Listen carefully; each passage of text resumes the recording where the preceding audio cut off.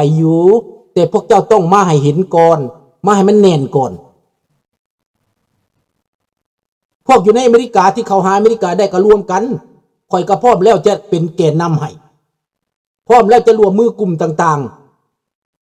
ๆเพราะว่าคนแต่ละคนเขาไม่ได้ประสบการณ์คือลุงไหนเขาไม่ได้ประสบการณ์คือลุงไหนลุงนี่มันผ่านมาถูกแนวไหนเฮ็ดทุกอย่างได้ลุงนี่นะมันประสบการณ์มาเบิดพวกเล่าแดงนี่ข่อยฮู้จักนิสัยมัน5 ปีได้ข่อยอยู่น้ำมันเด้ข่อยฮู้จักไตมันเด้นี่แหละกลุ่มกับกลุ่มนี่แหละกลุ่มเสียงประชาชนนี่แหละกลุ่มนี่แหละกลุ่มหลานเจ้าเป็นหัวหน้ากลุ่มเลยเป็นเลยเขตใดตั้งกันขึ้นมาเลิศมอบให้มนุษย์นี่เป็นหัวหน้ากลุ่มตั้งเลยลุงตั้งให้วันทิ้งทูโน่เป็นหัวหน้าฝ่ายโฆษณาเป็นหัวหน้าฝ่ายโฆษณาให้คนเข้ามานี่นะแต่งตั้งเลยฮอดมือก็ยึดอำนาจมีก็มีอำนาจนั้นเลยโลดเป็นกระทรวงแถลงข่าวโลดหัวหน้ากระทรวงแถลงข่าวโลดมนุษย์ก็เป็นหัวหน้าฝ่ายบัญชาการแนวใดมีความสามารถอันใดก็เบิ่งตามความสามารถเบิ่งตามความรู้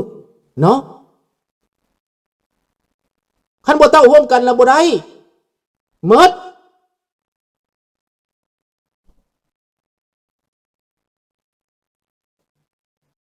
แนวใดก็ตามแนวอื่นลูกบ่ฮู้โอเคฮู้อยู่แต่ลูกจะบ่เว้าลูกจะบ่ไปพากษ์วิจารณ์ผู้อื่นคันลูกมั่นใจนะลุงก็ไปอยู่กับเขาแหละความสามารถแต่ละคนลุงฮู้นะนี่บ่ต้องให้เว้าหลายที่เป็นองค์กรได้ก็อย่าบ่สนนะมานี่มาบ่อนสิพาเป็นพาไปนี่นะเท่านั้นมาอยู่นี่อยากได้หยังก็มาอยู่นี่มาเป็นก้อนเป็นหน่วยกันอยู่นี่รอท่าความสิเฮ็ดให้นี่นะความสินำพาให้นี่นะถ้าว่าพวกเจ้ายังบ่ตื่นนะ1 คนไปขยายอีก1 คนก็เป็น2 คนเว้ากันเข้าใจแล้วก็ไปขยายอีกเป็น4จาก4ก็ไปขยายอีกเป็น8จาก8ก็ขยายเป็น16ขยายไปแต่ละมือมันได้1 คนล้มกันหรือว่า10 มือให้มันได้1 คนให้เข้าใจให้รวมมือกันให้เสียสละเด้อเอามีเท่านี้มือนี้น่ะแปลว่าสุดแล้วเว้าสุดแล้วเว้าเปิดเบิดท้องเบิดใส่แล้วแต่ยังบ่เจ้าบ่จักกับพวกเจ้าก็รอท่าต่อไปเด้อให้พวกเจ้าฝันต่อไปมื้อนี้ก็ฟังบ่นี้ก็เว้าแบบนี้ก็ม่วนมื้อหน้าผู้นั้นเว้าฟังก็ม่วนตามความเว้าของคุณแต่ความจริงมันอยู่ไสล่ะ